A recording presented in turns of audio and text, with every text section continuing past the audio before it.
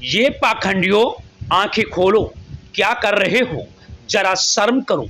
शर्म की लज्जा से डूब जाना चाहिए। जो भी तुम कर रहे हो ये अधर्म है।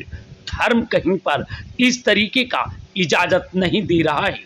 अगर कोई और करता तो अभी आप इनाम घोषित कर देते, कहते कि शर्म नहीं आती, इस तरीके का अधर्म कर रहे हो, शर कलम कर लाओ, हम इतना इनाम देंगे। परंतु अब वही पाखंडी कुछ बोलने को तैयार नहीं है, जो अपने आप को धर्म के ठेकेदार और अपने आप को हिंदूवादी कहलाते हैं, हिंदू के पोषक कहलाते हैं और हिंदुओं के नेतृत्व करने वाले पाखंडी बाबा क्यों नहीं बोल पा रहे हैं? क्योंकि इसलिए नहीं बोल पा रहे हैं क्योंकि वो खुद इसी तरीके की लीलाओं में शामिल होते होंगे। अगर नहीं शामिल होते हैं तो उनकी जात बिरादरी के लोग शामिल हो रहे हैं, इसलिए क्यों बोलते हैं? अब बड़ा प्रश्न ये खड़ा हो रहा है, इस तरीके का क्या नृत्य करना, इस तरीके का नाचना, हरे राम हरे कृष्णा आदि वचनों का उचारना और बरबालाओं के साथ नृत्य करना कहाँ तक न्याय संगत है? और अगर न्याय संगत है तो क्या ये धर्म की कहीं पर किताब में लिखा है? और अगर लिखा है तो ये कलयुग में इस तरीके का नाचना हम कहेंगे ये घोर कलयुग, घोर अनर्थ और घोर महापाप है। और जब महापाप है इस तरीके का नृत्य करना, लड़कियों के साथ साधु संत सन्यासियों को नाचना, कहीं पर भगवान का भजन नहीं बल्कि मैं कह सकता हूँ इस तरीके का धर्म की आड़ में अधर्म किया जा रहा है। अब जरा हम उस तस्वीर को फिर दिखाएंगे जहाँ पर बड़ी बड़ी चोटियाँ, बड़े बड़ा तिलक और देखिए गेरुआ रंग में रंगे हुए इस भगवा कलर को जरा गौर से देखिए क्या कर रहे हैं। ये भगवा कलर है और भगवा कलर में किस तरीके से नाच रहे हैं, ये कौन है? आप खुद अंदाजा लगा सकते हैं। ये साधु संत हैं और आपको साधु संत कहते हुए मुझे तो शर्म आती है, परंतु आपको आए या ना आए, क्योंकि आपको इसलिए नहीं आएगी क्योंकि धर्म के ठेकेदार बन बैठे हो।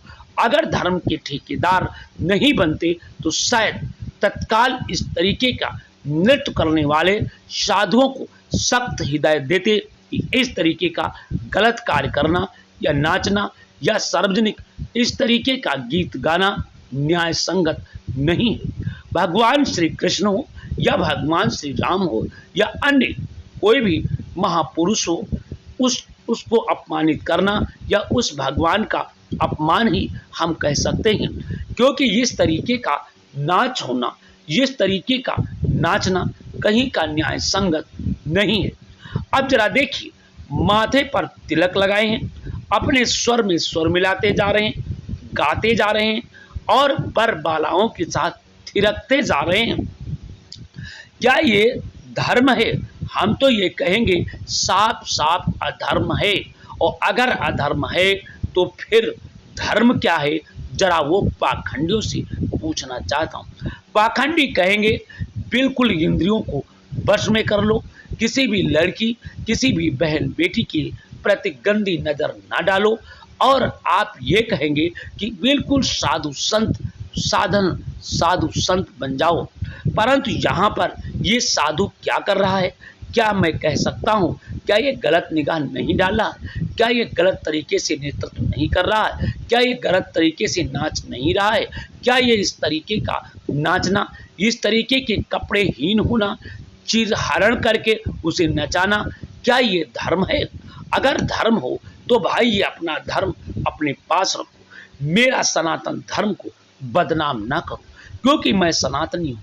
सनातन धर्म में हमारे महापुरुष, हमारे जो भी भगवान पैदा हुए हैं वो सभी मर्यादित पैदा हुए। यहाँ तक कि नारी को छूना, नारी की तरफ गलत निगाह डालना या नारी के साथ इस तरीके का नृत्य करना घोर अनर्थ पाप समझता। क्योंकि अगर कोई लड़की, कोई भी स्त्री नंगे वस्त्र या कपड़े विहीन होकर के सामने आ जाती थी तो उसे हमारे भगवान ने उसकी लज्जा ढकने के लिए चीर बढ़ाया था।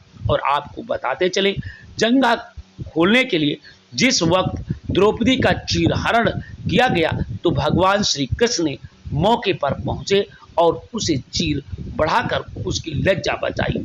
परंतु ये तो धर्म के ठेकेदार एक लड़की का चीर हरण करके उसका किस तरीके से नचा रहे हैं और भगवान को बदनाम कर रहे हैं। ऐसे पाखंडियों की हम घोर निंदा करते हैं। और मैं कहना चाह रहा हूं, जो धर्म के ठेकेदार बने हैं, मैं उनसे कहना चाह रहा हूं, अब तो बोलो, आंखें खोलो, क्या कर रहे हो धर्म की आड़ में, अब तो कुछ तो बोल दो। अगर कोई और कहा होता, अगर कोई और करा होता तो शायद कुछ तथाकथित पाखंडी अभी इनाम घोषित कर देते। जिस तरीके से स्वामी प्रसाद मौर्य ने कहा था कि हिंदू धर्म नहीं बल्कि पाखंड है, और तब तथाकथित पाखंडियों ने जिह्वा काटना, भुजाएं काटना, गर्दन काटने के लिए इनाम घोषित कर दिया। परंतु अब कोई भी वही पाखंडी चुप्पी साधे हैं, क्योंकि उनकी बिरादरी के लोग सब कुछ गलत